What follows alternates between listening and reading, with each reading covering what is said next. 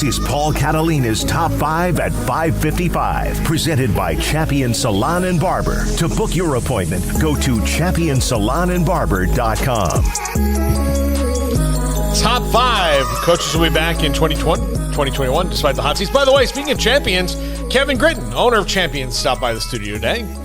Got the dime tour. Cool. Armstrong wouldn't give him the whole quarter tour. I mean, it was Armstrong's choice, but he is so hard to deal with. I know he is. But yeah, Kevin stopped by today. Always great to see my buddy Kevin. Top 5 coaches will be back in 2021, despite hot seats. And I did not include Steve Sarkisian on this list comment room because he's not on the hot seat. He's not on the hot seat. Because he's not. And so people, he's going to be back. He's not in trouble right now. I could put top 5 players from his team that should be in the transfer portal. That might be one that we do later. Number 5, Manny Diaz from Miami. Look, he was in some trouble a few weeks ago, but they've rolled off a few wins here. If they beat Florida State this week, you can take him straight off of it because that's a rivalry game. But who knows what's going to happen in that one. But I think Manny Diaz is off for right now. Miami has other problems that supersede Manny Diaz. I don't think Manny Diaz is necessarily the problem. I think he stepped into something that maybe only the coaches who take that job understand what they're up against. It has nothing to do with talent. It has nothing to do with anything. It's facilities, it's leadership, it's everything above the head coach at the University of Miami that needs to change when it comes to how they approach their athletics, especially their football program.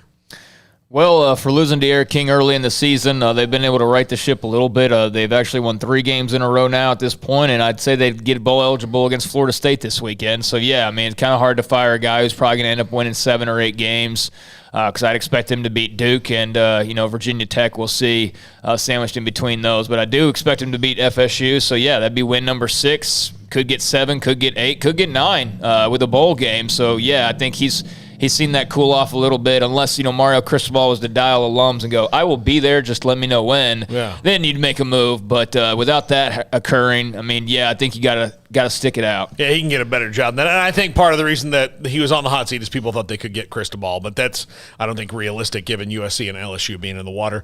Number 4, Dino Babers at Syracuse. Up and down, and he's been on the hot seat, but I think he'll be back. I think he's done enough to keep that job, but he does need to really show some steps forward in the next season.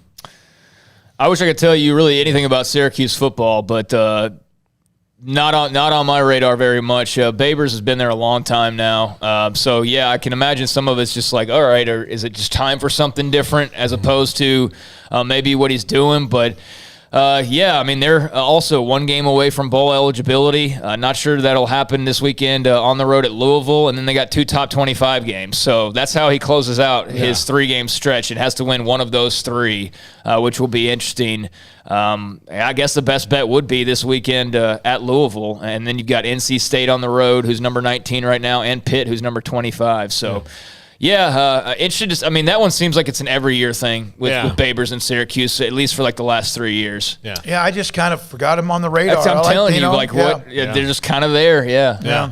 Number 3, Neal Brown, West Virginia. I know that West Virginia fans are mad at Neal Brown, but I think that their late season, calling it a full resurgence would be disingenuous, but the way that they've played better down the stretch and that, their problem really starts at quarterback. And if they can get that figured out, then maybe Neal Brown isn't as dumb as you all think he is. So the people don't like him. I think he gets another go-round at West Virginia. Yeah, I don't know. I've never really looked into West Virginia's potential coaching candidates because I don't think it's ever gotten that far along. But I'm curious to know who they would feel like they've got lined up because you don't make a move without having something lined up or at least something pretty good in mind. So I don't know who out there fans feel would be better than Neal Brown. I think he's a pretty good coach. I think he absolutely has to change his quarterback. I mean, he has to. It's like Charlie Brewer at Baylor after a while. It's like Adrian Martinez. It's the same thing. Like they have to change their quarterback and just see either Garrett Green or transfer portal or something. But, I mean, the Daggy thing, we've been there, done that. He can show something every once in a while, but not nearly often enough. And I think Brown makes a change gets at least next year, and we'll see what happens. Yeah. Number 2, our buddy Philip Montgomery from Tulsa. Look, started out the year, it was looking pretty bleak. I know that they tripped over their own feet at the Cincinnati game, which is a gut punch, but I think that they've played well enough in the month of October and now here into the first part of November that Phil Montgomery keeps his job. Plus, they lost a lot of talent off of the last couple of years' teams. Give Philip Montgomery a chance. He'll get people back there to Tulsa, and I think getting rid of him would be a huge mistake. I hope so. I like him, and they've had a handful of teams that last year's team was hellacious fun to watch. I do hope so. Yeah. Here's the other thing: that conference is about to change too.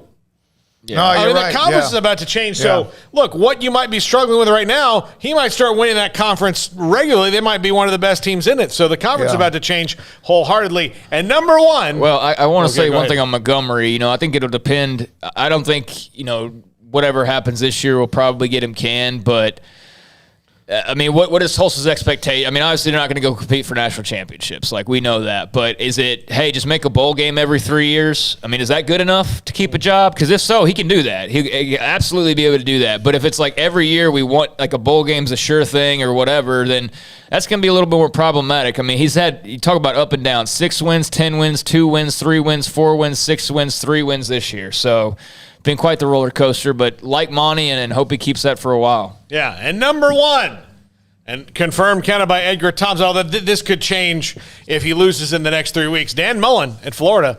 I just think that they're right now in the spot that, what do you really want to go against LSU and USC right now with your facilities not done, trying to get a new head coach and paying Dan Mullen a massive part of his buyout?